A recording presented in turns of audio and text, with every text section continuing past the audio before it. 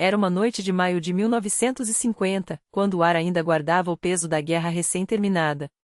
Nos arredores de Moscou, onde os trilhos se perdiam entre armazéns abandonados, uma jovem de 19 anos atravessava apressada um terreno baldio, apertando contra o peito uma bolsa gasto pelo tempo. Dentro dela, o salário de uma semana, 22 rublos, todo o seu mundo material em notas surradas. 8 sombras emergiram da penumbra entre os vagões de carga, cercando-a com passos lentos e deliberados. Seus olhares não pediam, exigiam. Vinham de Rostov com um único propósito: vingança por algo que o destino já havia cobrado. A moça parou, compreendendo que não havia escapatória naquele descampado. Foi então que a escuridão se abriu para revelar uma figura solitária. Um homem de 41 anos, com mãos calejadas de quem carrega o peso do mundo e olhos que já viram demais para ainda se surpreender. Sem uma palavra, sem um gesto ameaçador, simplesmente se interpôs entre ela e a ameaça. O que se seguiu nos minutos seguintes jamais seria registrado nos anais oficiais da Moscou pós-guerra. Há episódios que as páginas dos jornais nunca contaram, histórias que circularam em sussurros nas filas por pão, nos corredores das comunas, nos fundos dos depósitos onde a vida se negociava entre a honra e a sobrevivência. Quem esteve lá naquela noite de maio na estação de classificação Sorteirovochaia jurava que algo mudou para sempre naquele lugar. A história de Gennady Agapovo, o carregador, é uma daquelas que nos obrigam a questionar até onde vai o valor de uma vida e o que um homem é capaz de fazer quando encontra algo que, finalmente, faz valer a pena continuar respirando. Moscou, maio de 1950. A cidade que há 5 anos comemorara a vitória agora aprendia a conviver com suas cicatrizes. Nas ruas, veteranos aleijados exibiam medalhas em uniformes puídos, nas filas dos mercados, o desespero se disfarçava de paciência.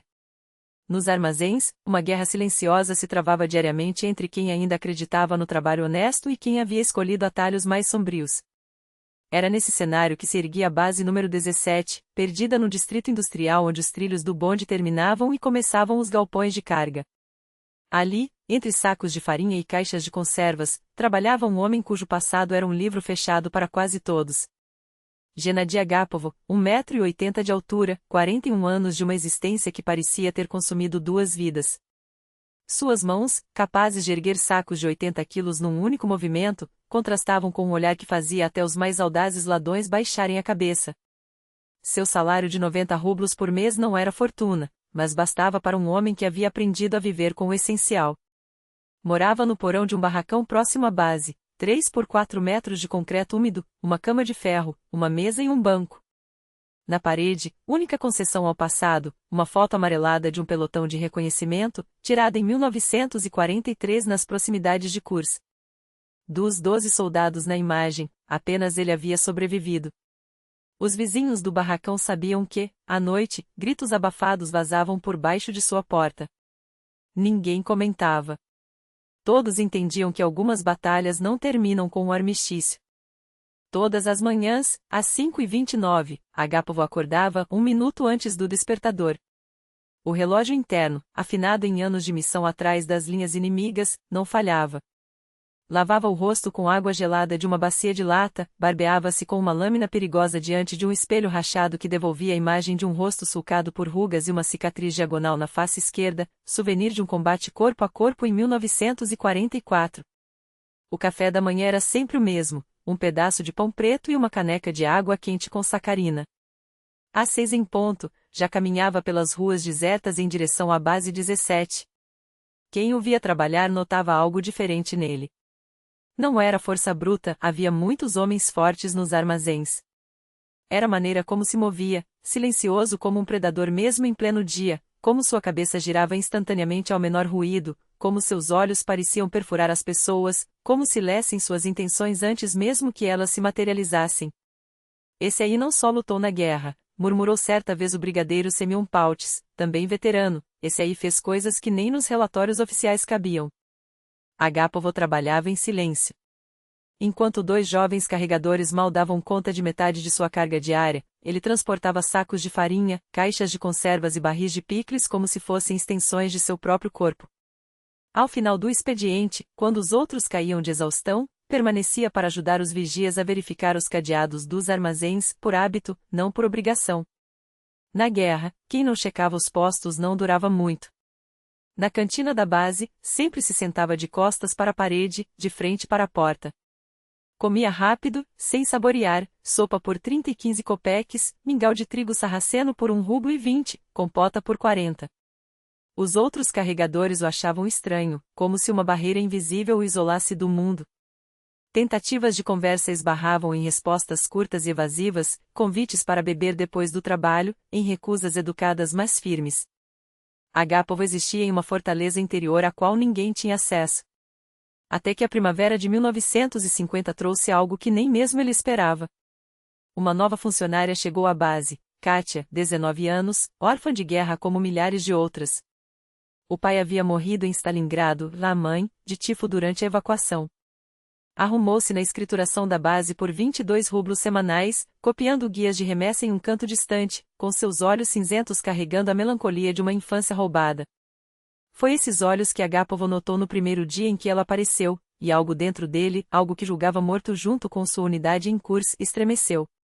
Começou com pequenos gestos.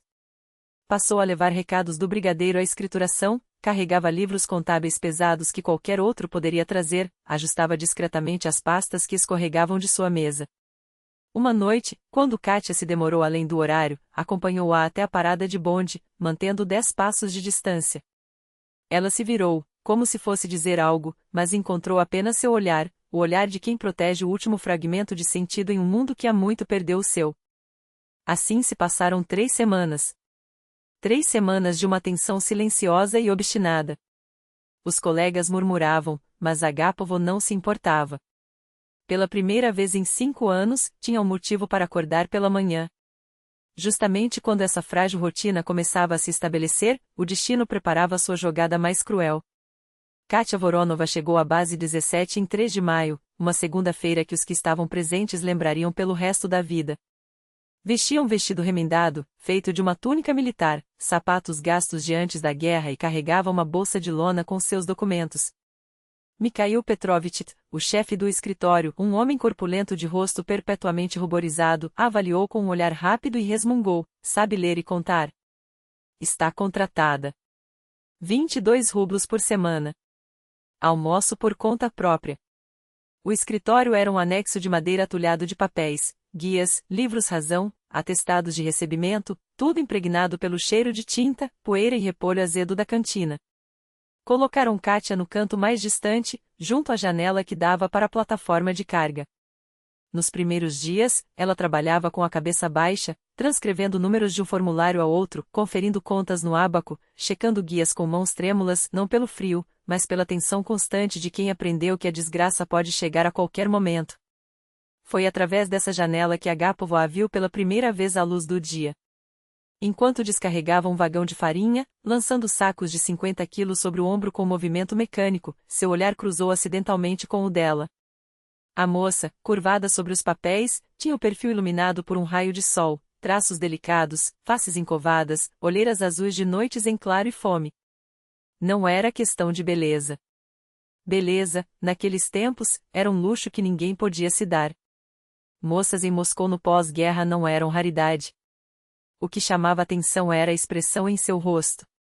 Agápovo já vira aquele mesmo olhar nos olhos das crianças das aldeias libertadas, aquelas que sobreviveram à ocupação, perderam todos os entes queridos e continuavam vivas apenas porque a morte ainda não as levará. Naquele dia, pela primeira vez em 5 anos, ele fez algo que havia esquecido como se fazia. Ao fim do turno, em vez de rumar direto para o barracão, entrou na mercearia da esquina da rua do armazém. Ficou longo tempo diante do balcão, examinando a escassa mercadoria como se pesasse não o preço, mas o significado de cada item. Finalmente, comprou uma lata de leite condensado por 4 rublos e 20 copeques, quase um dia inteiro de trabalho. Na manhã seguinte, a lata apareceu sobre a mesa de Kátia, coberta por um exemplar amarelado do Vechernaya Moskva do dia anterior. Ninguém viu quem a deixou ali. Ela olhou ao redor, desorientada, mas a repartição estava vazia, o expediente ainda não começara. Assim seguiu por uma semana. Um dia, uma maçã ao lado do tinteiro. No outro, um pedaço de pão branco de verdade, embrulhado em papel engordurado. Depois, um punhado de balas íris, daquelas de antes da guerra, embrulhadas em papel pardo. Kátia sabia de quem vinham os presentes. Via como Agápovo, de relance, verificava se ela os aceitara. Seus olhares se encontraram uma vez através da janela. Ela esboçou um leve sorriso e assentiu. Obrigada. Ele desviou o rosto, como se o tivessem flagrado em um ato vergonhoso. Mas nos cantos de seus olhos, por um instante, surgiram rugas finas, aquelas mesmas que o riso deixava e que não apareciam havia tanto tempo. Os colegas da base começaram a notar a mudança. O carregador sombrio e calado não se tornara falante, não algo, porém, havia se alterado em seus gestos, na maneira como carregava a cabeça. Certa vez, durante o almoço, o brigadier Semyon Palles comentou, mastigando um naco de pão duro: olho pro nosso Agápovo e parece que o homem renasceu. Antes andava como alma penada, só faltava começar a cavar a própria cova. Os outros carregadores trocaram olhares, mas calaram-se. Todos entendiam. E, cada um à sua maneira, aprovavam. Num lugar onde cada dia era uma batalha por um pedaço de pão, qualquer lampejo de humanidade valia mais que ouro. Mas foi justamente essa humanidade renascida que atraiu a atenção daqueles para quem ela era um estorvo. Porque Kátia não havia chamado a atenção apenas do ex-batedor. A gangue do UK apareceu na base em meados de maio, quando as macieiras dos pátios moscovitas já haviam perdido suas pétalas e o ar começava a cheirar a verão. O próprio UK, um ladrão chamado Vasilyukov, baixo, magro, com cerca de 30 anos e uma orelha esquerda deformada, deve ter ganhado o apelido por conta daquele pedaço de carne retalhada. Diziam que lhe cortaram no campo de concentração por violar as leis do usuário Vezakone, mas ninguém sabia ao certo.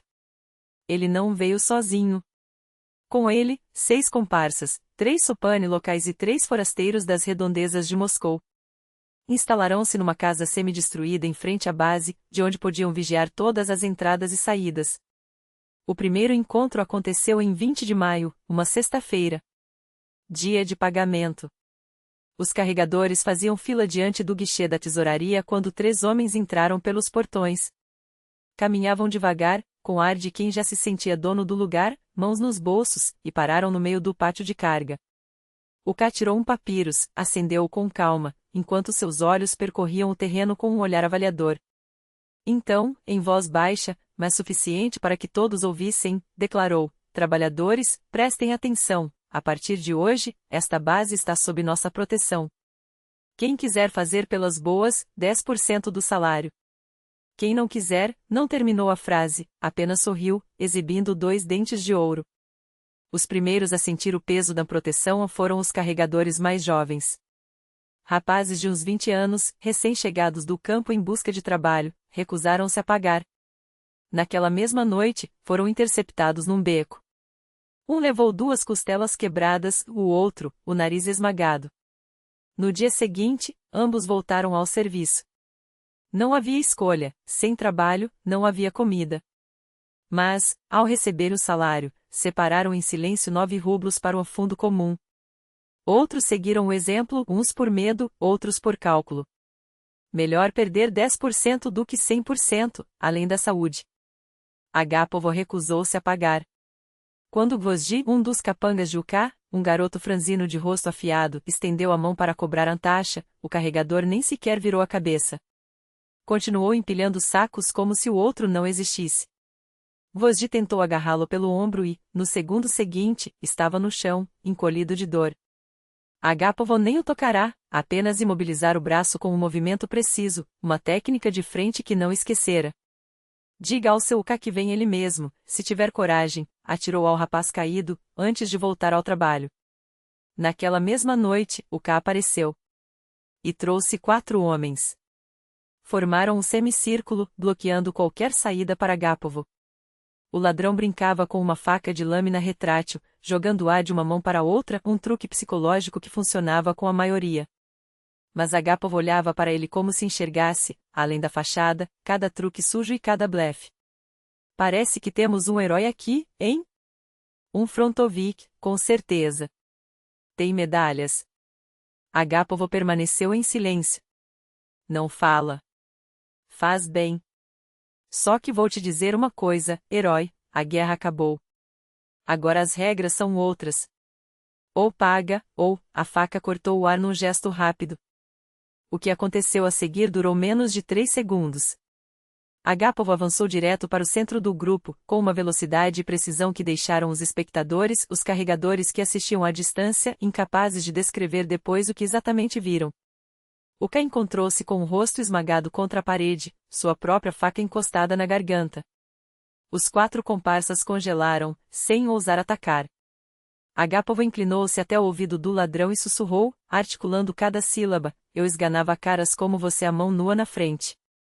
Some desta base. Este é o primeiro e último aviso. Soltou-o, virou as costas e foi embora sem olhar para trás. Os bandidos ficaram paralisados, atordoados pelo que presenciaram. Mas Agápovo subestimara um detalhe crucial: para um ladrão como o K, perder a face diante dos subordinados era perder tudo. Ele não poderia simplesmente ir embora. Precisava recuperar seu prestígio e escolheu o método mais covarde: atingir aquilo que o adversário mais valorizava. E na base, todos já sabiam o que o carregador silencioso tinha de mais precioso. A caçada à Kátia começou. Em 27 de maio, uma quinta-feira, algo ocorreu que mudaria para sempre o equilíbrio de forças na base número 17. O dia amanheceu cinzento, com uma chuva fina que transformava o pátio de carga em uma lamaça de serragem e água suja. Kátia chegou mais cedo que o habitual, precisava terminar o relatório trimestral. A repartição estava deserta, exceto pelo zelador, tio Misha, que ronca na sua cabana junto à porta. Ela sentou-se à mesa, espalhou os papéis e começou a somar colunas de números. O tic-tac do relógio de parede ecoava na quietude matinal, marcando os últimos minutos de calma. Às 7h30, a porta da repartição escancarou-se. Entraram 2 homens, Gvozdi e outro capanga de Uká, um gigante atarracado conhecido como Kozói. Posicionaram-se um de cada lado da mesa de Kátia. Ela levantou os olhos. Um lampejo de medo cruzou seu olhar, mas a voz saiu firme: a repartição abre às 8. Voltem depois. Gvozdi riu, esticou o braço e varreu da mesa uma pilha de notas fiscais recém-conciliadas. Os papéis voaram pelo chão. Você vem conosco, bonitinha. O K quer conversar sobre seu protetor. Kátia recostou-se na cadeira, consciente de que, se levantasse naquele momento, talvez não voltasse ou voltasse de um jeito que preferiria não ter voltado. Kozói deu um passo à frente, estendeu a mão em direção ao ombro dela. E foi então que Agápovo apareceu na porta. Imóvel, bloqueando a saída. Nas mãos, uma barra de ferro, aquelas que usavam para abrir vagões emperrados. Gotas de chuva escorriam por seu rosto, mas ele não piscava. Fitava os bandidos com o mesmo olhar que, em 1943, fazia os sentinelas alemães arrepiarem-se até a medula. Afastem-se da moça. A voz de Agápovo cortou o ar como uma lâmina, baixa, mas carregada de uma autoridade que não deixava espaço para réplica. O Gvozdi recuou instintivamente, como se empurrado por uma força invisível. Kozói, mais audacioso ou mais estúpido, não hesitou. Com um movimento rápido, puxou a faca de trás da cinta e arremessou-se contra Agápovo. O que se seguiu ficou gravado na memória de Kátia para sempre, embora tudo não tenha durado mais que alguns segundos. Agápovo não recuou. Em vez disso, avançou, deslocando-se da linha de ataque com uma precisão letal. A barra de ferro em suas mãos traçou um arco curto e seco. Ouviu-se o estalo sinistro de ossos quebrando, a mão de Kozói dobrou-se em um ângulo impossível, e a faca caiu no chão com um tinido metálico. O segundo golpe atingiu o joelho. Kozói desabou, uivando de dor, as mãos trêmulas tentando conter o sangue que já escorria pela perna. Gvozdi tentou fugir, mas Agápovo foi mais rápido. Com um movimento fluido, agarrou-o pela gola da camisa suja, girou com força e esmagou sua testa contra a ponte do nariz do bandido. Um jorro de sangue espirrou no ar, salpicando as paredes. Agápovo permaneceu de pé sobre os 2 corpos retorcidos, respirando com uma calma assustadora, como se não tivesse acabado de desmontar 2 homens fortes em questão de instantes. Então, voltou-se para Kátia. Arrume suas coisas. Hoje você volta para a casa de carroça. Eu a acompanho. Depois, inclinou-se sobre Gvozdi, que pressionava o nariz quebrado com as mãos ensanguentadas. Transmita ao U, e isto foi um aviso. Se alguém de vocês se aproximar dessa moça novamente, não serei tão indulgente. Sua voz era gelada, quase casual. A guerra me ensinou a matar rápido e em silêncio. São 7. Uma noite é suficiente para todos. O rumor do ocorrido espalhou-se pela base em menos de uma hora. Os carregadores cochichavam entre si, mas não havia condenação em seus sussurros. Muitos eram veteranos como ele, sabiam o que significava proteger o que era seu.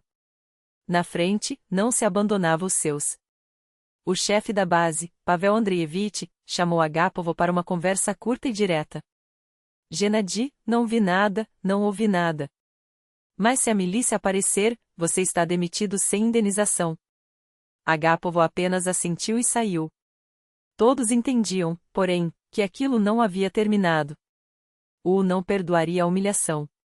Agora não se tratava mais de extorsão ou autoridade. Agora era questão de sangue e ele seria derramado. A única dúvida era de quem e quando. Agapov sabia disso melhor que ninguém. Por isso, naquela mesma noite, tomou uma decisão que poderia custar sua vida, mas que também poderia salvar Katia. Ele iria até a Toca da Fera. Sozinho. A noite de 27 para 28 de maio estava abafada. Moscou sufocava sob um calor úmido, carregado da promessa de uma tempestade. No porão de uma casa semi-destruída na rua Skladskaya, onde a gangue de U se escondia, o ar era ainda mais pesado. 4 ladrões jogavam cartas à luz de uma lamparina querosene, passando uma garrafa de samogon entre si. O, encostado em um canto, afiava sua faca contra um cinto de couro. A raiva fervia nele desde a manhã, a humilhação na base, os 2 homens aleijados, a autoridade abalada. Amanhã de manhã vamos todos, murmurou, sem levantar os olhos. Pegamos o Agapov quando ele sair da base. Quanto à garota, não terminou a frase, mas todos entenderam. A porta do porão estava trancada por dentro com uma tranca grossa. A única janela, alta e estreita, havia sido tapada com tábuas. Eles se sentiam seguros. Enganavam-se. Às 2:30 da madrugada, a luz se apagou.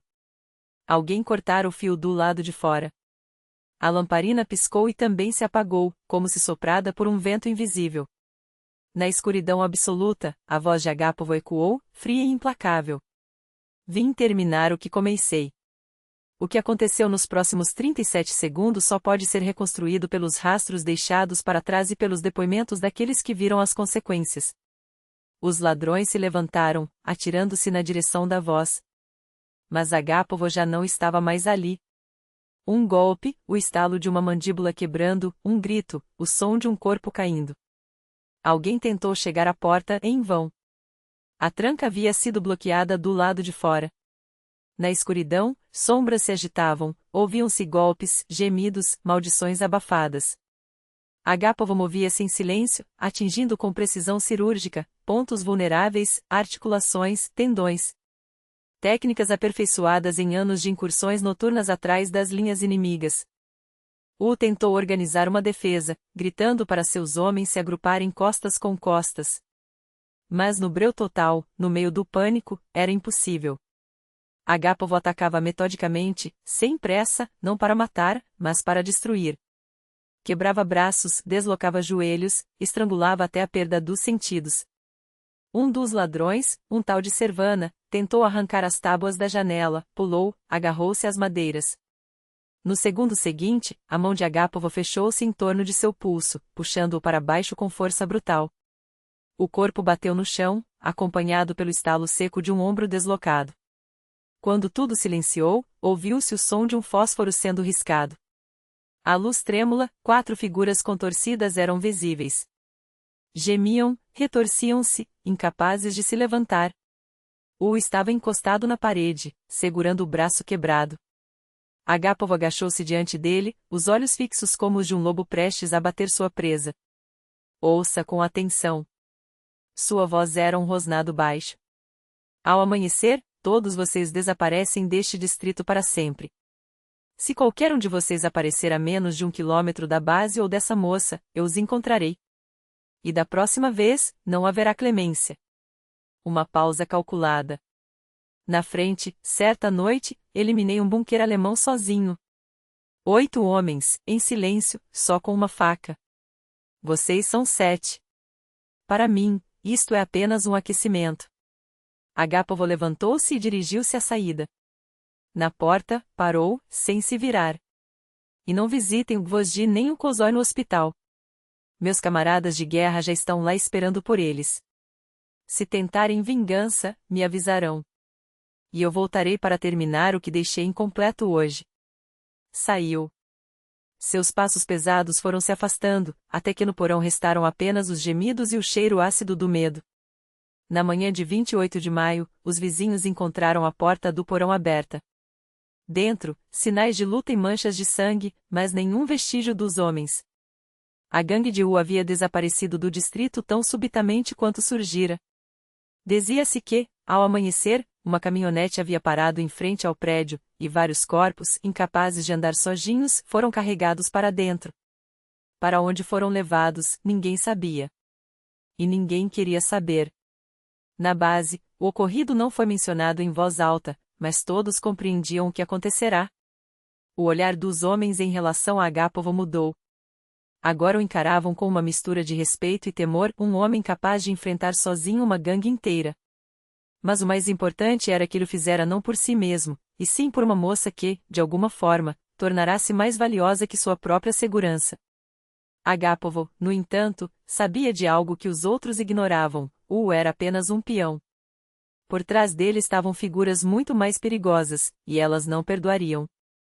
A manhã de 29 de maio começou com um silêncio opressivo, aquele tipo de quietude que os veteranos de guerra reconheciam a quilômetros de distância. O ar espessava-se antes de um bombardeio, como se até os pássaros calassem pressentindo a tempestade. A base número 17 funcionava, mas de maneira mecânica, forçada. Os carregadores falavam em murmúrios, os vigias dobraram as rondas. Até o eternamente bêbado Stepanovich, o porteiro, havia ficado sóbrio, vagando pelo terreno com a expressão de quem pressente a tempestade, mas não sabe de onde virá o golpe. Agapov não apareceu na base naquela manhã, nem no dia seguinte. O brigadier, Semyon Palish, disse que o carregador tirara uma semana sem salário, pela primeira vez em 4 anos de trabalho. Mas aqueles que moravam no mesmo barracão contavam coisas estranhas.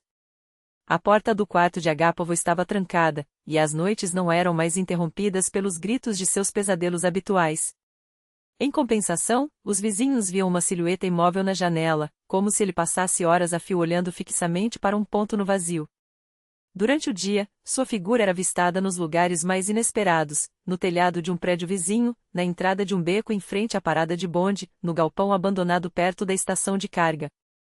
Agapov parecia ter se dissolvido na paisagem urbana, tornado-se parte dela, invisível, mas onipresente. Katia continuava indo trabalhar. Não por coragem, mas por necessidade. 22 rublos por semana eram a linha tênue entre a vida e a morte lenta pela fome. Toda manhã, saía de seu quarto na comunalca da rua Trubnaya, pegava o bonde número 7 até o ponto final, depois caminhava através do terreno baldio até a base. E toda manhã, em trechos diferentes do caminho, sentia algo ou alguém observando-a. Aquele olhar persistente não era paranoia. Katia não via Agapov, mas sabia, ele estava lá. Sempre. Como um anjo da guarda que não merecia, não depois de tudo que fizera, não depois da vida que levará. Mas ali estava, teimoso, silencioso, uma sombra que se recusava a abandoná-la. Até que, na quarta-feira, 1º de junho, o primeiro sinal de alerta soou. Era uma noite como outra qualquer. O bonde número 7 quebrou no meio do caminho, claro que quebrou, como se o destino conspirasse contra ela. Os passageiros desceram, dispersando-se como formigas assustadas. Katia seguiu a pé. 3 quilômetros até a comunalca, o céu escurecendo, as ruas esvaziando. Quando passou pela igreja destruída na rua Sadovaya, ouviu passos atrás de si. 2 homens. Primeiro mantiveram distância, depois aceleraram o ritmo. Ela também acelerou. Eles correram. Katia atirou-se na primeira entrada de prédio, colou-se à parede, contendo a respiração.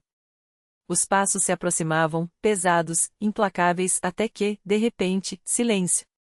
Um golpe surdo. Um grito abafado. Outro golpe. Quando ousou espiar, viu 2 corpos estirados na calçada. E, no escuro do portal em frente, uma silhueta familiar que se dissipou antes que pudesse focar os olhos. No dia seguinte, 2 de junho, o aviso chegou. Não pelo correio. Alguém deslizou um papel amassado sob a porta da repartição. Uma única frase, escrita à mão com letra que não reconhecia, mas cujo autor não havia dúvida. Saia de Moscou. Não é um pedido. Na mesma tarde, o brigadier Semyon Palit aproximou-se, coçando a nuca, tossindo como se as palavras lhe custassem sangue. Kátia. Talvez, umas férias. Uma semana, 2? Visitar parentes, quem sabe? Não tenho parentes, Semyon Palit respondeu ela, seca. O homem suspirou, como se carregasse o peso de algo que não podia dizer. Entendo. Só, entenda você também. O Agapov é homem sério, mas ninguém é de ferro. E aqueles que vêm por trás, ele baixou a voz, não são brincadeira. Não são como o Zukó que ele esmagou. São piores. Ela não perguntou como ele sabia. Todos sabiam. Moscou era uma cidade de paredes finas e línguas soltas. Na manhã de 3 de junho, acordou com a certeza de que alguém a observava. Terceiro andar, janela fechada, e ainda assim, a sensação era tão real que se levantou, aproximou-se do vidro. A rua estava vazia, exceto por uma figura imóvel sob o poste, um homem de boné, rosto na sombra, cabeça erguida direto para seu apartamento. Quando olhou novamente, 1 minuto depois, ele havia desaparecido. Mas no peitoril, um seixo envolto em papel. Dentro, a mensagem. Eles chegaram. 8 homens de Rostov. Fugir amanhã ou depois. Não espere. Kátia não fugiu. Na manhã de 4 de junho, sentou-se à sua mesa como sempre, desdobrando papéis com dedos que tremiam tanto que os números na contabilidade borravam-se em manchas. No almoço, não foi à cantina. O estômago revolvia-se, o medo tinha gosto de bile. Ficou sozinha no escritório, olhando pela janela suja para a plataforma de carga, e então o viu. Agapov encostado ao armazém distante, magro, barba por fazer, olheiras fundas como se não dormisse há semanas. Seus olhos encontrarão-se através do vidro empoeirado. Ele balançou a cabeça, lento, deliberado, vá embora. Ela apertou os lábios. Não. Ele virou as costas e sumiu entre os corredores dos galpões. À noite, aconteceu o que todos temiam, menos ela, que já não tinha medo, só um cansado finalmente. Saiu da base mais tarde que o habitual, retida pelos relatórios mensais. O sol afundava-se no horizonte, pintando o céu de um vermelho sangue que parecia presságio. 15 minutos a pé até o bonde, atravessando o descampado junto aos trilhos abandonados. Normalmente, naquela hora, ainda havia operários voltando para casa. Mas naquela noite, o descampado estava realmente deserto. Só o vento uivava, arrastando jornais rasgados entre os trilhos enferrujados. Ela havia percorrido metade do caminho quando eles apareceram. 8 homens surgiram de trás dos vagões de carga, formando uma linha que lhe cortava qualquer rota de fuga. Avançavam sem pressa, com a confiança de quem sabe que a presa não tem para onde correr. Profissionais. Não bandidos de esquina, mas lobos enviados para restaurar a honra de um mundo que ela nem sabia que existia. Kátia parou. Correr era inútil. Eles a alcançariam. Em um instante, toda a sua vida desfilou diante dos olhos, o pai partindo para a guerra em 41, a mãe morrendo de tifo na evacuação, o orfanato, a base, Agapov com sua desajeitada lealdade. A última coisa em que pensou foi nele. Bom que não está aqui. Não precisava ver o que viria a seguir. Foi então que ele estava ali. Materializou-se entre ela e os 8 homens, como se o próprio ar o tivesse moldado. Não disse nada. Não ameaçou. Não empunhava arma alguma. Apenas ficou. Mas seus olhos, e seus olhos, carregavam uma morte tão certa que até o ar pareceu gelar. Estava pronto para levar consigo quantos pudesse antes de cair. Porque Agapov não lutava pelas regras dos ladrões. Ele lutava pelas regras da guerra. Seus dedos, negros de graxa e sangue alheio, emergiram primeiro, agarrando a borda enferrujada do vagão como garras de um espectro voltando do submundo. Depois veio a cabeça, lenta, deliberada, como se o próprio solo o expulsasse de volta à luz. A poeira desprendia-se dele em cascatas cinzentas, revelando um rosto que já não pertencia a um homem, mas a algo mais antigo, algo que a guerra havia esculpido em osso e cicatrizes. Os olhos, dois poços secos de uma determinação que transcende o medo, fixaram-se em Resnick sem piscar. Ninguém respirou. Até os grilos, que minutos antes arriscavam seus cantos nas frestas dos trilhos, emudeceram. O ar tornou-se espesso, como se o próprio tempo hesitasse em prosseguir. Os 8 homens congelaram, não por escolha, mas porque o instinto ancestral, aquele que diz quando se está diante de um predador superior, os imobilizou. Agapov não se levantou. Ele se desdobrou, como uma lâmina sendo retirada da bainha, cada movimento calculado para maximizar o terror. Quando finalmente ficou de pé, não havia pressa em seus gestos, nem tensão nos músculos. Apenas a certeza de quem já decidiu o desfecho daquela história antes mesmo que ela começasse. 4 dos seus já estão no chão, sua voz era um raspão de metal contra a pedra, baixa, mas cortando o silêncio como uma serra. Vocês são 4. Eu, 1. Um sorriso, ou o que restava dele, distorceu seus lábios rachados. Gosto dessas odes. Resnick tentou engolir em seco, mas a saliva evaporou antes de descer. A faca em sua mão, outrora símbolo de poder, de repente pesava como chumbo. Ele conhecia homens como Agapov conhecia porque os enterrava. Sabia reconhecer o cheiro da morte quando ela já havia marcado seu território. E ali, naquele pedaço de terra abandonada pelos deuses, a morte usava botas militares surradas e um casaco puído pelas intempéries de Stalingrado. Última chance, continuou Agapov, como se estivesse oferecendo um cigarro, não uma sentença. Vão embora. Agora. Levarão suas vidas. E só elas. Um dos homens à esquerda de Resnick, jovem, com uma cicatriz fresca no queixo, tentou rir. O som saiu como um engasgo. Que, velho? Acha que a gente tem medo de um? Não terminou. Porque Agapov moveu-se. Não foi um ataque. Foi uma transição. Um segundo ele estava a 3 metros de distância, no seguinte, sua mão esquerda agarrou o pescoço do rapaz, enquanto a direita, vazia, sem armas, cravou-se no plexo solar com uma precisão cirúrgica. O corpo do bandido dobrou-se ao meio como um canivete fechando, os joelhos batendo no chão com o estalo úmido.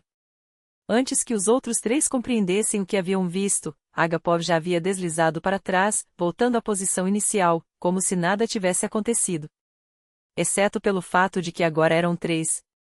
3, corrigiu ele, sacudindo o sangue das mãos com um gesto casual. E eu ainda não comecei.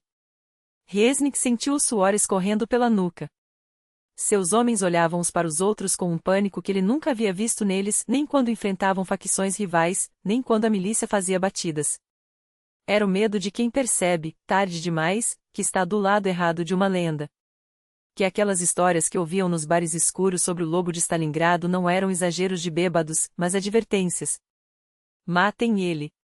Gritou Resnick, finalmente, a voz quebrando como vidro sob uma bota. Agora! Os 3 restantes avançaram juntos, como um só corpo movido pelo desespero.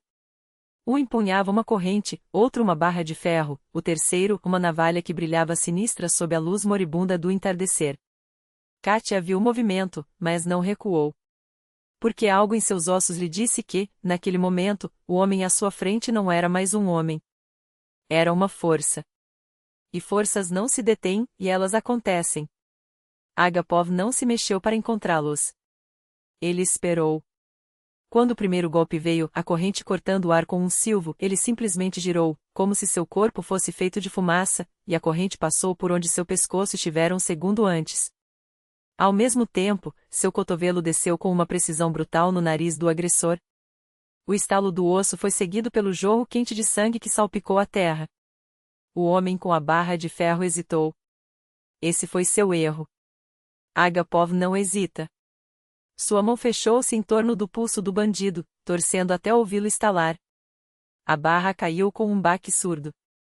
Joelhada no fígado dobrou o homem ao meio, e quando ele tentou se endireitar, um golpe seco na nuca o enviou de rosto para a pedra, inconsciente antes mesmo de sentir a dor. Restava um. O último, o da navalha, tremia. Não de medo, mas de uma fúria animal, o tipo de raiva que nasce quando se percebe que a própria morte está rindo de você. Ele berrou um som gutural, desumano, e arremessou-se, a lâmina traçando um arco mortal em direção ao pescoço de Agapov. Katia fechou os olhos. Quando os abriu, o homem estava no chão, a navalha cravada em sua própria coxa, os dedos da mão direita quebrados em ângulos impossíveis. Agapov estava agachado sobre ele, imóvel, como uma estátua de guerra esquecida no campo de batalha. Seu hálito quente e irregular batia no rosto do bandido, que agora chorava, não de dor, mas de vergonha. Eu disse que daria uma escolha, murmurou Agapov, tão baixo que só o homem abaixo dele poderia ouvir. Você escolheu errado.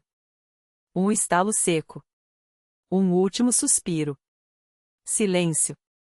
Reznik estava sozinho. Sua faca tremia em sua mão como uma folha no vento. Ele olhou para os corpos espalhados, seus homens, seus soldados, reduzidos à carne inerte em questão de minutos. Olhou para Katia, que o encarava com uma calma que o aterrorizava mais do que qualquer grito. E finalmente, olhou para Agapov. Que sorriu. Não era um sorriso de triunfo. Era o sorriso de um homem que finalmente encontrou paz em fazer o que nasceu para fazer. Você, disse Reznik, a voz um fio de voz, você não é humano. Agapov não respondeu. Não precisava. Ele apenas deu um passo à frente. O cabelo ainda úmido de suor e poeira, ele permanecerá deitado sob o vagão por um tempo que só Deus sabia medir, esperando por aquele momento. Agora, erguia-se entre Katia e os homens de Rostov, sem uma palavra, sem um gesto, apenas se colocando ali, fixando Reznik com aquele mesmo olhar que, em 1943, fazia os sentinelas alemães se benzerem, mesmo os que não acreditavam em nada. 8 segundos de silêncio absoluto. Até o vento pareceu conter a respiração, como se a própria natureza retivesse o fôlego. 8 homens armados com facas e pé de cabra contra um desarmado. O desfecho parecia inevitável. Mas havia algo na postura de Agapov, na inclinação de sua cabeça, na imobilidade de seu corpo, que dizia: esse homem não veio se render.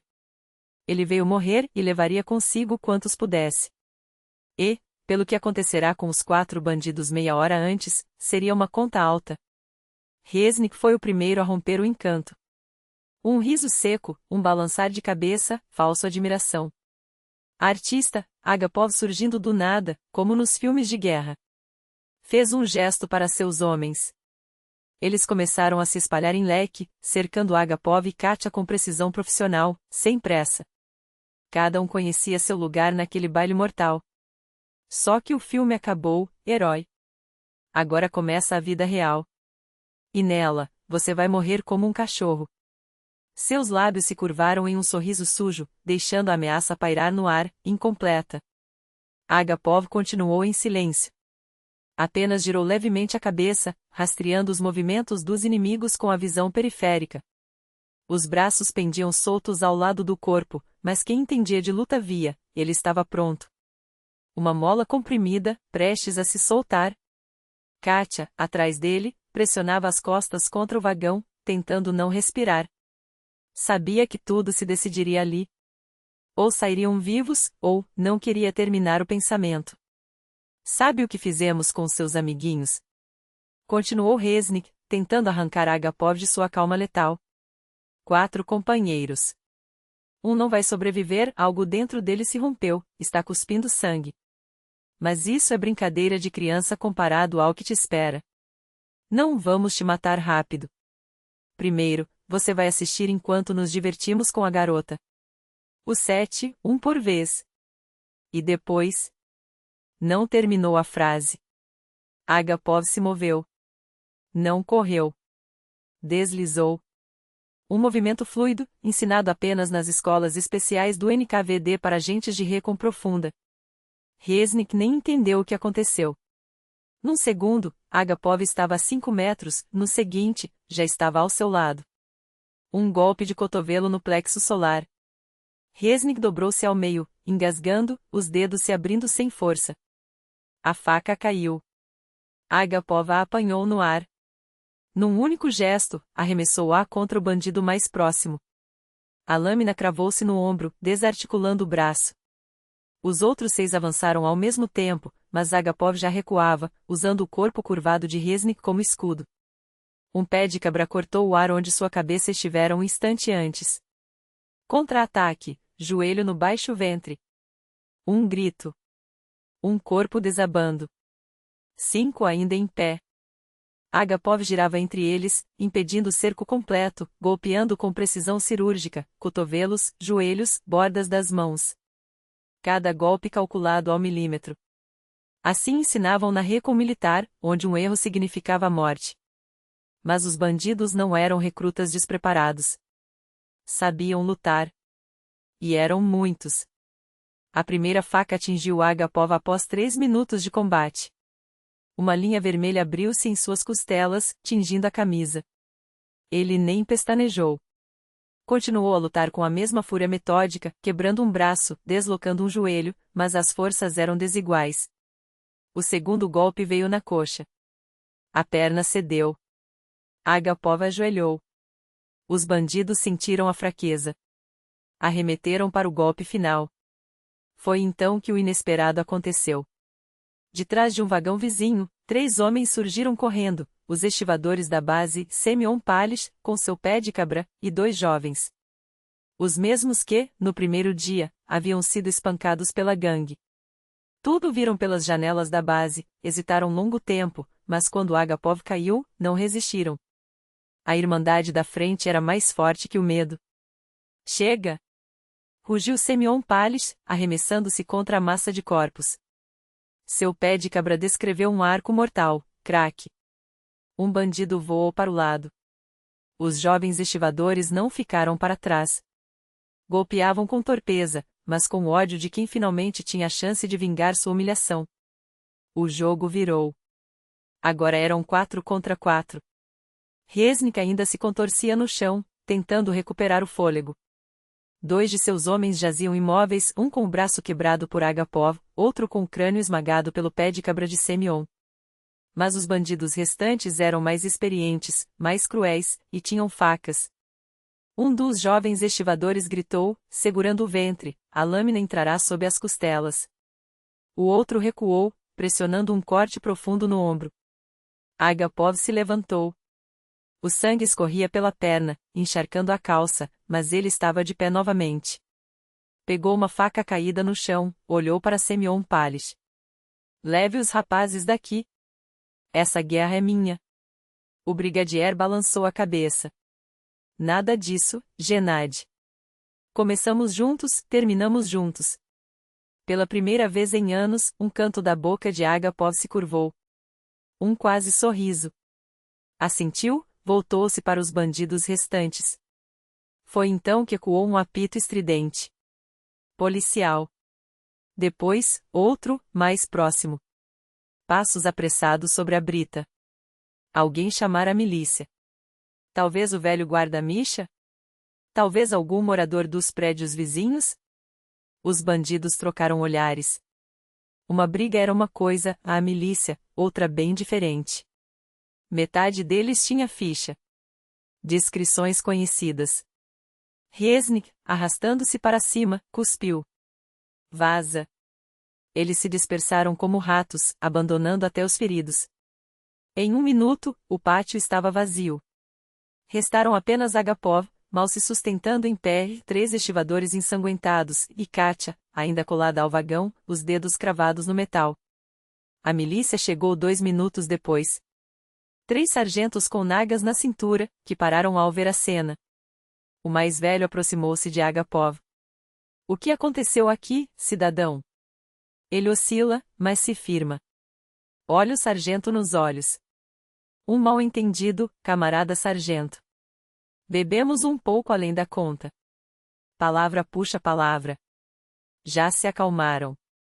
O sargento observou o sangue no chão, as roupas rasgadas, os sinais óbvios de uma luta brutal. Mas nos olhos de Agapov viu algo que o fez assentir. Entendido. Só, passem no posto médico, senão vão sangrar até morrer aqui. A milícia se foi.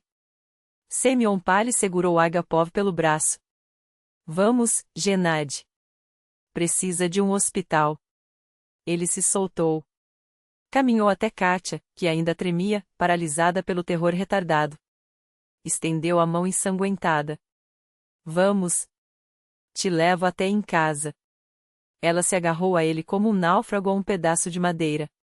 Só agora, quando tudo terminara, o corpo reagia, os ombros sacudiam, os dentes batiam. Foram em direção ao ponto de bonde. Agapov mancava, deixando um rastro vermelho na poeira. Katya o sustentava como podia, embora ele pesasse o dobro. Semyon Pales e os estivadores o seguiam, prontos para ampará-lo se caísse. Mas Agapov não caiu. Chegou ao bonde, ajudou Katya a subir, ficou na plataforma. Vá. Eu vou depois. Só quando o bonde dobrou a esquina, Gennady Agapov permitiu-se desabar. Semyon Pales só conseguiria contar essa história mais tarde e mesmo assim, apenas nos Pominki, uma semana depois, quando engoliu um copo de vodka de uma vez, enxugou a boca com as costas da mão e, finalmente, começou a falar. Semyon Pales falava devagar, como se cada palavra custasse um esforço sobre-humano. Vi coisas que nem o inferno de Hell nem a carnificina de Kursk conseguiram me mostrar. Mas o que Gennady fez naquele momento, não era humano. E, ao mesmo tempo, era a coisa mais humana que já presenciei na vida. Calou-se, balançou a cabeça, como se as memórias ainda o sufocassem. Quando Agapov desabou na plataforma do bonde, Semyon correu para ampará-lo, mas as mãos escorregaram no sangue que jorrava de 3 feridas, 2 de faca, uma no flanco, outra na coxa e algo mais profundo, algo que rasgava por dentro, fruto dos golpes que levaram antes. Os olhos de Agapov se abriram, turvos, mas ainda conscientes. Semyon arfou, a voz um rosnado rouco. Eles voltam. Não hoje, não amanhã. Daqui a 2 dias, com reforços. Virão por ela. O estivador cerrou os dentes. Sabemos, Gennady. Não deixaremos. Agapov abanou a cabeça, fraco. Não vão conseguir. Serão mais. E mais cruéis. Então sussurrou algo que só então fizeram sentido. Preciso terminar.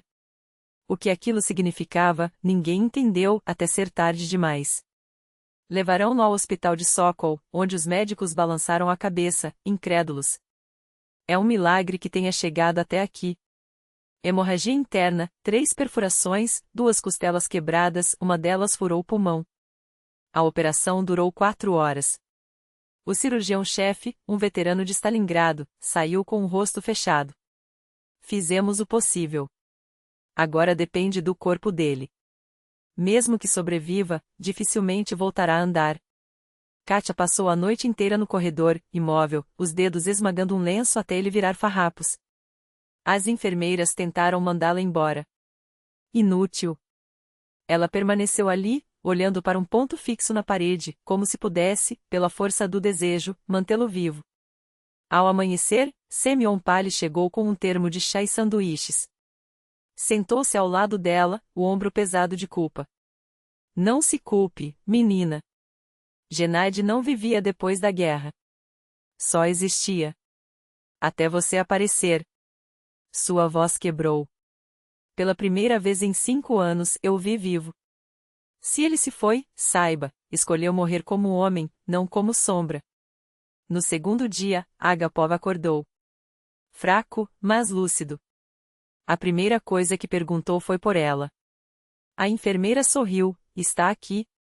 Não sai do seu lado há 2 dias. Uma lágrima, a primeira em anos, escorreu pelo rosto dele. Depois, com um fôlego que parecia roubado, pediu, chame Semyon Pales. E alguém do Comenariat militar. A conversa foi curta. Agapov falava entre pausas, ofegante, mas com uma precisão militar que gelava o sangue. Os rochvianos não vão desistir. Tem contatos em Moscou. Na Bravá. Se não forem esses, serão outros. Seus olhos, febris, cravaram-se em Katya, que ouvia da porta. Só há um jeito. O subcoronel Marchenko, do Comenariat, cruzou os braços. Gennady Ivanovich, você sabe que não posso autorizar. Agapov o interrompeu. Não peço autorização. Peço que, se algo acontecer, não procurem muito. Um silêncio. Veterano de guerra. Contusão. Perdeu o controle. Acontece. Marchenko o encarou por um longo momento. Depois, assentiu. Acontece. Naquela noite, Agapov desapareceu do hospital. Como um homem com um pulmão perfurado e 3 facadas conseguiu se levantar e sair, ninguém jamais explicou. Às 3 da manhã, a enfermeira de plantão encontrou a cama vazia, a janela aberta, lençóis rasgados em tiras improvisadas. Deram o alarme, mas a busca foi protocolar. O próprio Marchenko chegou para encerrar o caso, um paciente em estado grave deu alta voluntária. Assunto encerrado. O que se passou depois só pode ser reconstruído por fragmentos. O taxista Volodya Sinitsyn jurava que, por volta das 4 da manhã, um passageiro pálido, com ataduras ensanguentadas sob a camisa, entrou em seu carro. Leve-me a Kotelnicheskaya, número 18. Espere 1 hora. Se eu não sair, vá embora e esqueça que me viu. Deixou os chervonetes no banco e desapareceu no prédio. No apartamento 18, os 4 rochvianos restantes, Reznik e seus 3 capangas, faziam as malas. Planejava me pegar o primeiro trem da manhã, sumir de Moscou por um tempo e voltar com reforços. Dessa vez, a garota não escapa. Às 5, os vizinhos ouviram barulhos abafados, vidros se estilhaçando, corpos batendo no chão, um grito sufocado. Depois, silêncio. Um silêncio tão denso que doía nos ouvidos. Às 6, o zelador Metres encontrou a porta aberta. Dentro, 4 cadáveres. Reznik estava estirado junto à janela, a garganta cortada até a espinha. Os outros 3, um com o pescoço torcido, outro com uma faca cravada no coração, tinham sido abatidos com uma eficiência que só quem aprendeu a matar nas escolas especiais do NKVD para operações de profundidade seria capaz. Sobre a mesa, escrita a sangue, uma mensagem: dívida paga. Encontraram Agapov 1 hora depois, sentado em um banco do parque junto à Kotelnicheskaya, encostado na grade, olhando para o rio. Nos lábios, um sorriso sereno, quase estranho. No bolso, uma foto amarelada, sua unidade de reconhecimento, 1943 e uma carta endereçada a Katia Voronova. A milícia chegou rápido, mas os médicos só puderam constatar o óbvio: morte por hemorragia interna, agravada pelo esforço físico. Era incompreensível que tivesse conseguido chegar até ali depois do que fizera. Marchenko pessoalmente levou o corpo e ordenou honras militares. Oficialmente, o massacre dos rochvianos foi registrado como ajuste de contas entre elementos criminosos. Ninguém mencionou Agapov. Semyon Pallis entregou a carta 3 dias depois. Katia abriu a porta com os olhos inchados de choro, pegou o envelope sem uma palavra e sentou-se na cama, as mãos trêmulas desdobrando o papel. A letra era irregular, como se cada traço doesse. Katia, quando ler isto, eu já terei partido. Não chore. Vivi 5 anos a mais do que deveria, um morto entre os vivos. Você me deu 1 mês de vida de verdade. Por isso, obrigado. Na gaveta da minha mesa, sob o fundo falso, há um envelope. São todas as minhas economias, 800 rublos. Não preciso mais delas. Saia de Moscou. Estude. Viva por você e por nós, os que não voltamos. Perdoe-me por não ter encontrado outro jeito. G.A. Ela terminou de ler e pressionou o papel contra o peito. As lágrimas caíam, mas não havia soluços. Chorava como choram os adultos que já conheceram a perda de verdade. Semyon Pallis mexeu-se, desconfortável, no batente da porta. O enterro é depois de amanhã, no Vagankovskoye. Consegui um lugar ao lado dos veteranos. Você vem? Katia assentiu, depois perguntou, baixinho: tio Semyon, ele sabia que ia morrer? O brigadier hesitou. Sabia, menina. Os médicos disseram: com aqueles ferimentos, não havia chance. Uma pausa. Mas ele não podia fazer diferente. Entendeu que, se aqueles demônios ficassem vivos, voltariam por você. Então trocou suas últimas horas pela sua vida. Para sempre. O funeral foi simples. Vieram os estivadores da base, alguns veteranos do Comenariat. Katia, de preto, diante de um caixão fechado, como Agapov havia pedido. Marchenko discursou brevemente, falou do herói de guerra, cavaleiro da Ordem da Estrela Vermelha, do batedor que capturava línguas inimigas, que guiava pelotões fora de cercos, que dinamitava pontes atrás das linhas nazistas. Da guerra, só da guerra. Do que veio depois, nenhuma palavra. Katia ficou até o anoitecer. Os coveiros já tinham ido embora, a cova estava coberta, a lápide temporária erguida. Ela permaneceu ali, lembrando-se da desajeitada gentileza dele, a lata de leite condensado deixada na mesa, o silêncio companheiro no caminho até o bonde, o olhar através do vidro sujo da janela, como se, mesmo na miséria, ela fosse algo precioso demais para ser tocado sem cuidado. O último olhar através da janela suja da contabilidade, quando ele se colocou entre ela e a morte, pronto para absorver qualquer golpe, contanto que ela sobrevivesse. Já era noite quando uma mulher desconhecida, de cerca de 50 anos e com um xale preto sobre os ombros, aproximou-se em silêncio. — Tu és a Kátia? Perguntou, baixa. A moça assentiu. — Sou daquele prédio onde os de Rostov moravam. Vi o que aconteceu naquela noite. Não tudo, mas o suficiente. Fez uma pausa, como se pesasse cada palavra. Ele entrou lá dentro quieto como uma sombra. Eles nem acordaram de imediato. E quando despertaram, já era tarde. Mas sabes o que é estranho? Podia tê-los matado enquanto dormiam. Em vez disso, acordou-os. Deu-lhes uma chance de se defenderem. Só que, quando viram os olhos dele, amedrontaram-se. Um até caiu de joelhos, a implorar por clemência. A mulher baixou ainda mais a voz, como se temesse que as paredes ouvissem. O HP disse apenas uma coisa, pela menina. E fez o que tinha de ser feito. Sem mais uma palavra, dissolveu-se nas sombras do crepúsculo, deixando Kátia sozinha com o peso daqueles segundos que mudaram tudo. Ela permaneceu ali, imóvel, até que a noite se tornou espessa demais para distinguir as formas. Então, lentamente, inclinou-se e depositou sobre a terra fresca um pequeno ramo de flores silvestres, as mesmas que brotavam no terreno baldio junto à estação de carga. Obrigado, sussurrou, com os dedos a tremerem sobre a lápide provisória. Por tudo. Não era suficiente. Nada seria. Mas era tudo o que tinha para oferecer. No dia seguinte, ao voltar ao quarto que dividira com ele, encontrou um envelope sobre a mesa de cabeceira. Dentro, 800 rublos, uma fortuna naqueles tempos e uma fotografia amarelada. A Rasvedrota. No verso, uma inscrição a lápis, como se pressentisse que ela um dia a encontraria, para que te lembres. Kátia fixou os rostos jovens daqueles soldados, todos mortos, todos trocados por uma causa maior. E lá, no centro, HP outro. Vivo. Quase sorrindo. Como se, por um instante, a guerra não lhe tivesse roubado a alma. Uma semana depois, entregou o aviso prévio na base. Semenpales contou-lhe o salário, acrescentou 50 rublos do próprio bolso para a estrada e abraçou-a com a rudeza paterna de quem sabe que algumas despedidas são definitivas. O Gennady tinha razão, vai-te embora, estuda, vive. E lembra-te, ele não morreu à toa. Ouviu? Não à toa. 7 de junho de 1950. Plataforma do Yaroslavsk Vokzal, 6 horas da manhã. O ar cheirava a carvão e expectativa. Alguns partiam de férias, outros, a negócios, uns poucos, para sempre.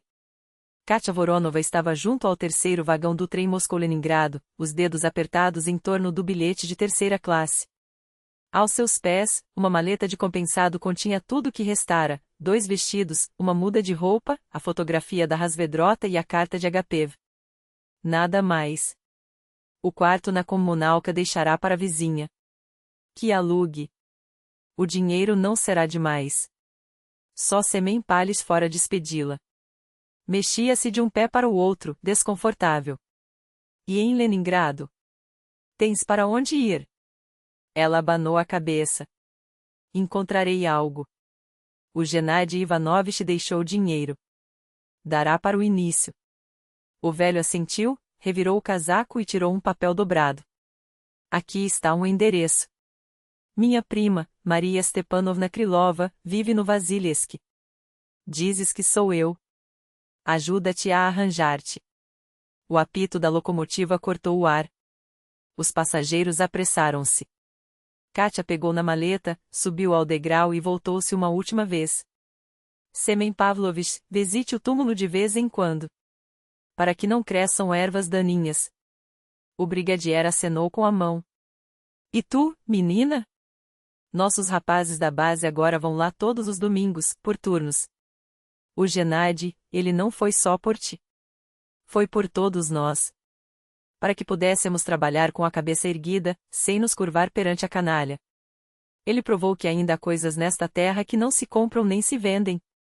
O segundo apito soou. Katia entrou no vagão, escolheu um lugar junto à janela. 4 companheiros de viagem, uma família com 2 crianças, afastaram-se para lhe dar espaço. O trem começou a mover-se, devagar, com um rangido de ferro. Ela encostou a testa ao vidro frio, observando Moscou a desvanecer-se, a cidade que lhe roubara o último homem a quem permitirá aproximar-se, mas que, em troca, lhe oferecerá uma segunda chance, paga com o sangue de outro. Diziam os que lá estavam que, após a morte de HP, algo mudou na base 17. Como se seu sacrifício tivesse quebrado uma maldição. Os estivadores deixaram de pagar tributo às gangues locais. Uniram-se. Criaram uma espécie de irmandade de proteção mútua. Se alguém era ameaçado, respondiam em bloco. Em um mês, a base ganhou reputação nos meios criminosos, melhor não mexer. Os ladrões passaram a contorná-la. E a história de HP espalhou-se, ganhando contornos lendários, uns inventados, outros exagerados, mas a essência permanecia intacta. Um homem destruído pela guerra encontrara forças para uma última batalha. Não pela pátria, não por Stalin, mas por uma jovem que, sem querer, lhe recordara que ainda era humano. Essa história deu esperança a outros veteranos, aqueles que, como ele, não conseguiam encaixar-se na paz. Fazia-os entender que sua guerra não terminara, apenas mudará de inimigo.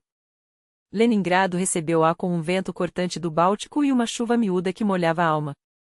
O endereço de Maria Stepanovna levou a um sobrado de madeira torto, milagrosamente intacto após o cerco.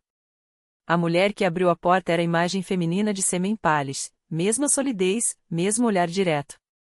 Ouviu quem era e de onde vinha, assentiu e fez sinal para entrar. Quarto tenho, 100 rublos por mês. Mas tu, moça, vais estudar? O velho escrevera sobre sua inteligência.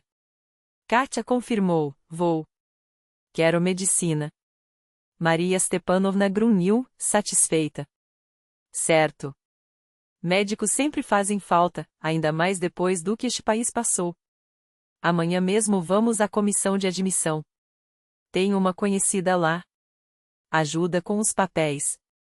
Na primeira noite em Leningrado, Katia permaneceu acordada, ouvindo o rumor estranho da cidade através da janela estreita. Pensava em HP, como se colocará entre ela e a morte, no bilhete que nunca leriam, nos 800 rublos que agora eram sua passagem para o futuro.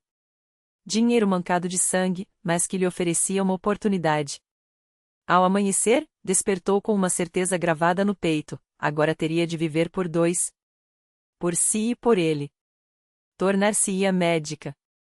Salvaria vidas. Pagaria uma dívida que jamais poderia quitar por completo, mas que tentaria honrar a cada paciente salvo, a cada mão estendida na escuridão. Na comissão de admissão do Instituto Médico olharam-na com ceticismo. Órfã, sem um currículo brilhante, sem conexões. Mas quando contou sua história, não toda, apenas o que podia ser dito, o presidente, um professor de cabelos grisalhos e cicatrizes de guerra, permaneceu em silêncio por longo tempo.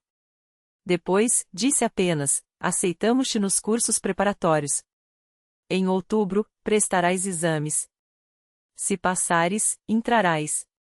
Ela passou. Com distinção. Como se as mãos de HP vagueassem do além. A primeira carta de Semen Pales chegou em agosto. Curta, áspera como sempre, Katia, aqui tudo bem. Na base, tranquilo. Estive no túmulo, arrumei, plantei amor perfeito. O Gennady aprovaria. Estuda, Katia. Ele se orgulharia. Junto, uma fotografia, a campa recém-cuidada, com um cruz de madeira simples e flores, não só as dele, mas de todos os estivadores da base 17. Leningrado, 1955. Hospital Botkin, turno da noite no departamento de cirurgia. A doutora Ekaterina Voronova curvava-se sobre a mesa de operações. 5 horas de batalha contra a morte. Um operário caíra de um andaime, traumas múltiplos, hemorragia interna. As chances eram ínfimas, mas ela não desistia. Nunca desistia. Os assistentes admiravam sua resistência, a capacidade de permanecer horas a fio de pé, lutando por vidas que outros já davam como perdidas. Não sabiam que, nesses momentos, ela revivia outra cena, um homem sangrando sobre a terra batida, recusa-se a cair, os punhos ainda erguidos. Um homem que, com um pulmão perfurado, levantara-se da maca para terminar o que começara.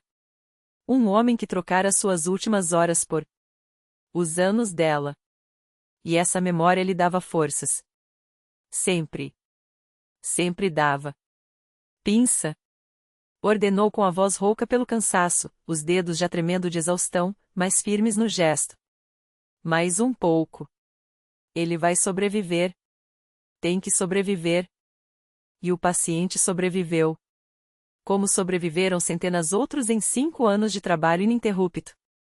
Os colegas cochichavam às suas costas, a Voronova tem uma taxa de salvamento em casos perdidos que desafia a estatística. Como se a própria morte recuasse quando ela se aproxima. Só o chefe do departamento, o velho professor Zeuberstein, entendia. Certo dia, flagrou-a na sala dos médicos fazendo algo estranho, folheava fotografias amareladas pelo tempo, os dedos deslizando sobre rostos que já não estavam ali. Uma das imagens mostrava um pelotão disperso em 1943. Ele perguntou, cauteloso, se era algum parente. Katia apenas respondeu, seca, pai. Não de sangue, mas pai. Em 1957, recebeu a promoção, chefe do Departamento de Cirurgia de Emergência. A mais jovem a ocupar o cargo em Leningrado. Ofereceram-lhe a chance de defender uma tese, seguir para a academia, ascender na hierarquia médica. Recusou. Meu lugar é aqui, onde se decide se uma pessoa vive ou morre. Ninguém compreendia aquela escolha. A ciência, a carreira, a possibilidade de integrar a elite médica, tudo jogado fora em nome de turnos esgotantes, noites em claro, mãos que tremiam não pelo frio, mas pela pressão de segurar vidas entre os dedos. Katia nunca se casou. Não por falta de pretendentes. Uma mulher inteligente, bonita, com aquele olhar que parecia enxergar além das feridas, não passava despercebida. Mas a todos rejeitava, com uma gentileza que não deixava espaço para insistência. As amigas tentavam apresentá-la a homens adequados, advogados, professores, até um coronel da KGB. Inútil.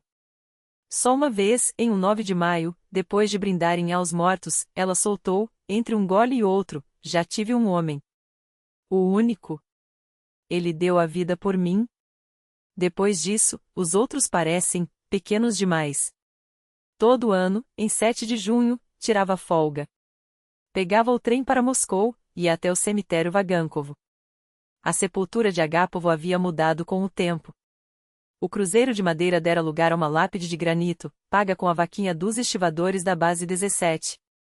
Gravado apenas, Agapovo, Gennady Ivanovich, de 1909 a 1950. Batedor. Herói. Nada mais era necessário. Quem precisava saber, já sabia. Os outros não tinham direito àquela história. Katia levava flores silvestres, as mesmas que cresciam no terreno baldio ao lado da estação de carga. Sentava-se no banco ao lado da lápide e contava as vitórias, o jovem tenente que ela arrancou das garras da morte após um acidente, e que batizou o filho com o nome Gennady. A menina cujo coração consertou em uma operação de alto risco, que agora corria e ria sem saber que sua vida era um milagre. Falava das centenas de pequenas e grandes batalhas vencidas contra a morte. Estou pagando uma dívida, Gennady Ivanovich, sussurrava. Todos os dias pago. Sei que nunca quitarei por completo. Uma vida minha contra centenas salvas nunca igualará aquela única que foi dada por mim. Mas eu tento. Juro que tento. Em 1960, a base 17 fechou. Construíram um novo centro de distribuição em outro distrito. Os estivadores se dispersaram. Semyon Pavlovich se aposentou, mudou-se para a casa da filha nos arredores de Moscou. Antes de partir, escreveu a última carta. Olá, menina. Nossa base está fechando. O tempo chegou. Mas a memória do Gennady fica conosco. Cada um de nós que estava lá naquele dia contou aos filhos, para que soubessem, existiram homens que não se dobraram, que provaram ser possível viver com honra mesmo em tempos desonestos. Kui disse. E obrigado a você. Sem você, ele teria partido sem viver. Assim, partiu como homem. Ekaterina Voronova trabalhou 42 anos em cirurgia. Salvou, pelos cálculos mais modestos, mais de 3.000 vidas. Muitos daqueles pacientes voltavam anos depois, trazendo filhos, netos. Formaram-se dinastias de pessoas que deviam a existência àquelas mãos firmes. Nos anos 1980, tentaram indicá-la para o título de médica emérita da URSS. Recusou. Não trabalho por condecorações. Morreu em 1992, em sono tranquilo, no apartamento da Ilha Vassilevsk. Sobre a mesinha de cabeceira, 2 fotografias, o pelotão disperso de 1943 e a lápide no Vagankovo. No testamento, pediu para ser enterrada em Moscou, ao lado de Agapovo. Os pacientes, agora pessoas influentes, moveram céus e terra para conseguir a autorização. Na lápide, gravaram: Voronova, Ekaterina Sergeyevna, de 1931 a 1992. Médica. Salvou milhares de vidas. E, em letras miúdas, por pedido dela, dívida quitada.